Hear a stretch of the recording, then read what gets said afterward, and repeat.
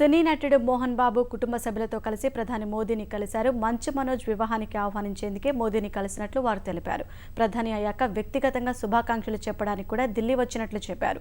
ఈ సందర్భంగా రాజకీయాల ప్రస్తావన రాలేదని మోహన్ బాబు వివరణ ఇచ్చారు. స్వచ్ఛ భారత్, జన్ధన్ యోజన లాంటి సంక్షేమ కార్యక్రమాలతో ప్రధాని మోదీ జనహితమే ధ్యేయంగా పనిచేస్తున్నారని మంచు కుటుంబం ఆయనపై ప్రశంసలు కురిపించింది.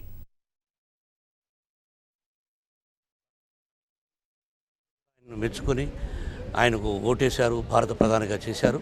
భారతదేశం ఎక్కడో ఒక సంఖ్యలలో ఉండిపోయింది ఇంతకుముందు. ఇప్పుడు మహాత్మా గాంధీ పేరు ఎలా చెప్పుకుంటున్నాము, అలాగే యూత్ అంతా కూడా మోడీ గారు మోడీ గారు మోడీజీ అంటున్నారు. ఆయన లీడర్షిప్లో ఈ రోజున అద్భుతంగా భారతదేశం బాగుపడుతుందని మేమందరం విశ్వసిస్తున్నాం. బీజేపీ అంటే ఇష్టమే, బట్ దాని గురించి మాట్లాడలేదు. భారతదేశం బాగుపడాలంటే మన మోడీ గారి వల్లనే అవుతుంది, ఇంకెవరి వల్ల కాదు. ఈరోజు ఆయన ప్రైమ్ మినిస్టర్ సీట్లో చూడడం చాలా సంతోషంగా అనిపించి ఆయనకి జస్ట్ కంగ్రాచులేషన్స్ చెప్పడానికి వచ్చాం. మనోజ్ పెళ్లి కార్డు ఇచ్చి ఆయనతోటి కాసేపు మాట్లాడి ఆయన బ్లెస్సింగ్స్ తీసుకొని వెళ్తున్నాం. ఆయనతో కలిసి దాదాపు 35-40 నిమిషాలు మాట్లాడాం. అండ్ ఇదేది రాజకీయం సంబంధించి కాదు, వ్యక్తిగతంగా కలిసాము. అండ్ పైగా నా పెళ్ళి రాబోతుంది.